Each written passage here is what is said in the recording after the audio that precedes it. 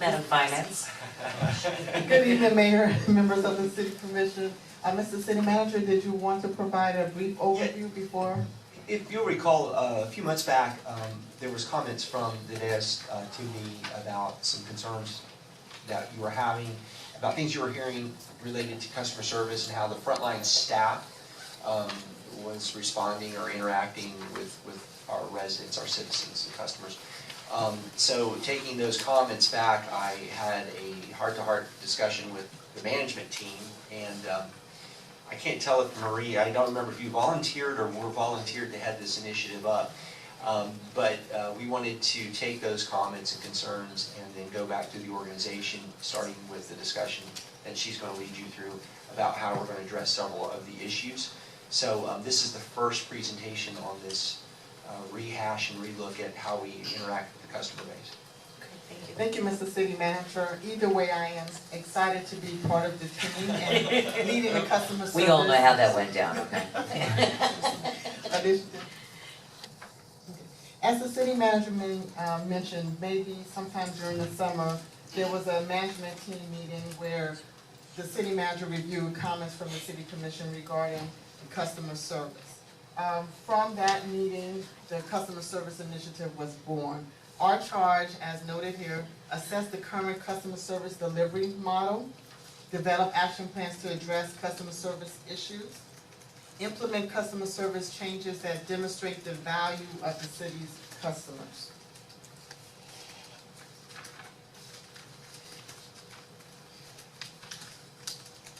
Initially, the customer service team, as we like to refer to ourselves, the CSI team, initially started with 3 charter members, myself, Mr. Brian Shields, our Water Utilities Director, and Mrs. Donna Ryan Ruiz, who's the Customer Service Manager over in Electric Utilities. However, since the charter meetings, we have expanded the team. You see a list of team members spanning the whole entire city. Customer service is a citywide initiative.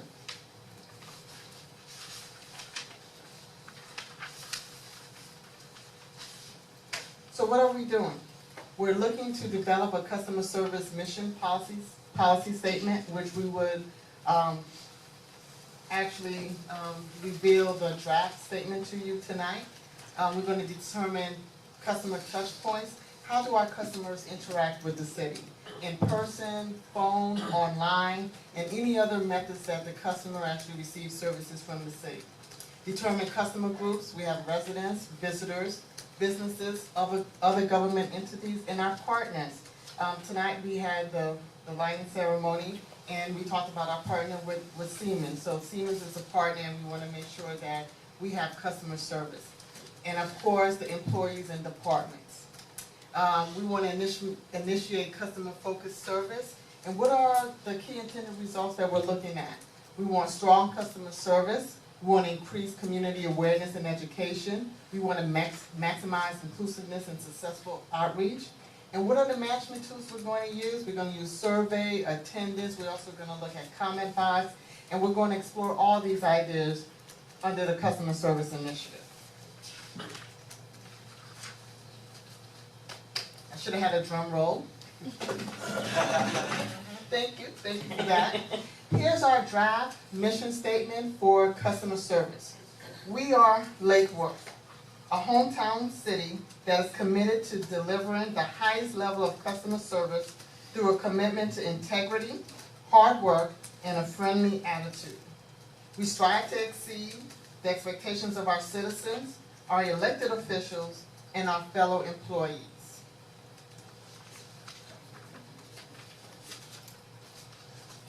What are our next steps? We want to establish baseline data. We want to talk about and possibly initiate a residential, business, employee surveys to kind of get the pulse of where are we in terms of customer service.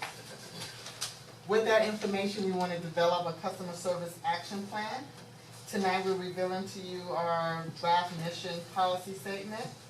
And we're also going to take that mission policy statement on the road. We're going to go to the various sites within the city, various departments, and talk about our customer service initiative. We want to review the website and other collateral material in terms of how our customers interact with us. We want to develop a training program, because customer service is just not lip service.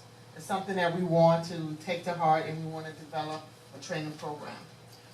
One of the ideas that came from our meetings, the CSI team meetings, is we want to develop a guide to services. We get a lot of calls, some of them relate to the county, some of them relate to the city. And so we thought in order to kind of start off with our customer service, look at developing a guide to services, just to kind of have a central location for information. And we want to look to re-implement the Municipal Institute. Those are our next steps. As the city manager mentioned, this is maybe one of many presentations that the CSI team will present to the City Commission as we move forward with the customer service initiative. We're just getting started. We just, again, revealed the mission statement, and we're going to look to continue our customer service and enhance our customer service so we can meet our mission statement. Thank you very much. Thank you, and that's the end of the presentation. I can answer any questions on behalf of the CSI team. We do have a few members here and just want to acknowledge them. If you're members of the CSI team, if you can please stand just to get acknowledged.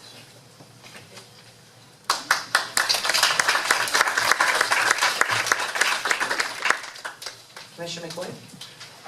First, I'd like to thank the city manager and Marie for initiating this and getting it going. I'd also like to thank Donna, who I think has worked hard on that with the electric utility for a while, and I think generally the community and her staff. I think that we've generally heard pretty good things back. There's been big changes and improvements in that. Mostly there are a couple of comments in relation to the presentation. You mentioned customer touch points, and overall it seemed like a very sensible approach, and I think it'll be successful. So this is something that the city manager knows I've bent his ear on this quite a while, because this is a lot of how our residents form their opinion about their city government, whether they like it, they don't, whether they want to cooperate, etc. Comes from it. A couple additional touch points that came to mind are employees in the field. And some of these have the challenges. People say, well, we saw employees that were sitting in a truck and the truck didn't move. Well, I try to explain to residents that sometimes there are very good reasons for that.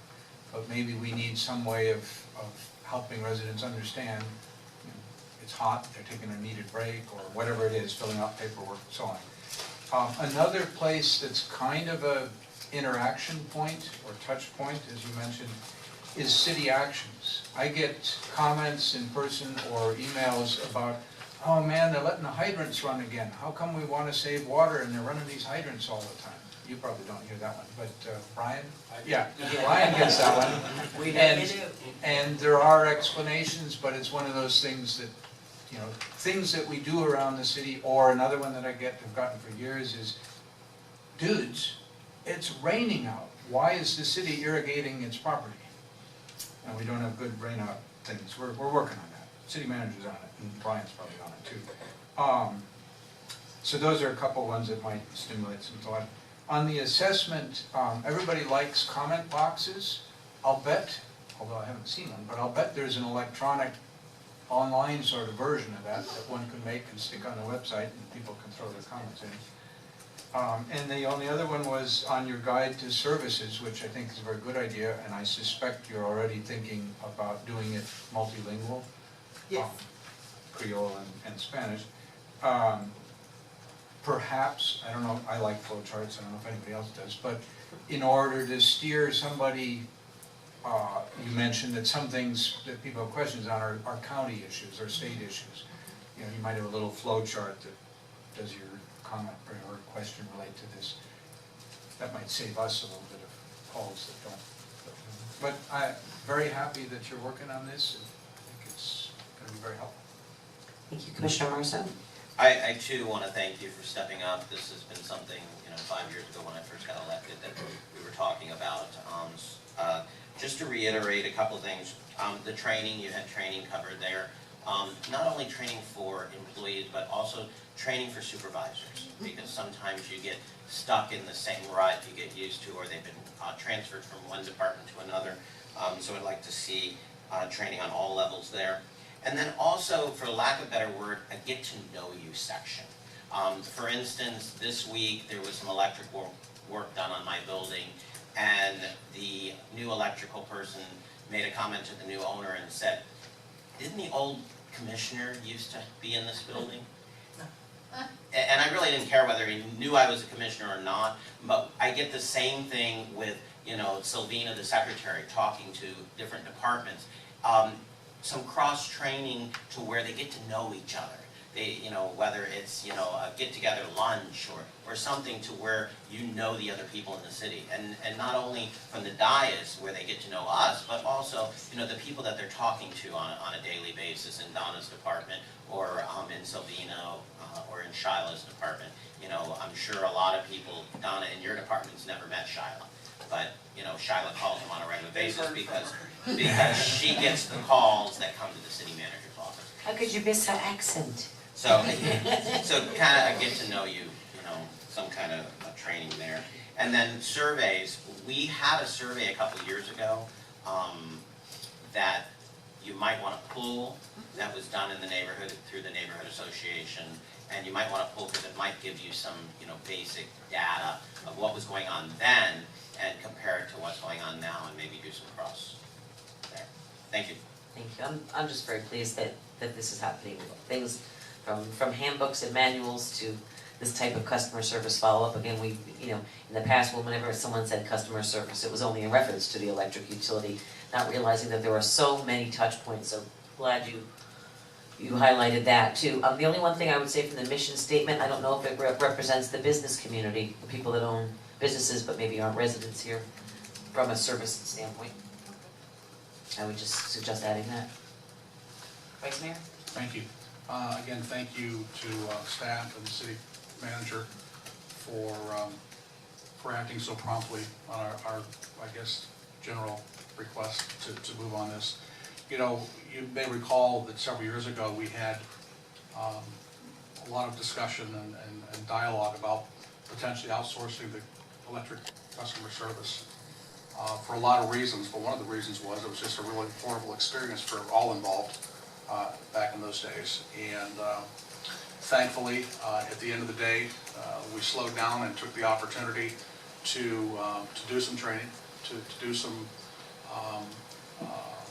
maybe some cross-training and just some general, you know, customer service techniques. It has paid off because I've heard so many pleasant comments about how things are much better at the utility department in terms of customer service. And I think that as the city continues to improve its tax base and we continue to see new investment, new businesses coming to town, I think this is a logical next step for us to take, that we make sure that system-wide, organizationally speaking, that we all have that same opportunity to remember at the end of the day, we're here to serve the public, we're here to serve our businesses, we're here to serve our citizens, and that's really why we're here. It's not the other way around, you know. Folks are not here to serve us, and I think sometimes people get confused over how that works. I would like to add too that I know over the years I've spoken about potentially creating some sort of a 211 type of system, you know, where folks can get the information. I know our finance director talked about, you know, how we can push out information or have information available to folks and that everybody understands what the information is. I would suggest that we partner or at least reach out to 211, the organization, and see if there's anything they can do so we don't have to necessarily reinvent the wheel. There may be a lot of things they can bring to us that's already, you know, on hand that we can implement to make the customer service experience a little bit better. One thing that aggravates me is to call an organization and to be bounced around from department to department to department, and nobody, at the end of the day, nobody knows anything.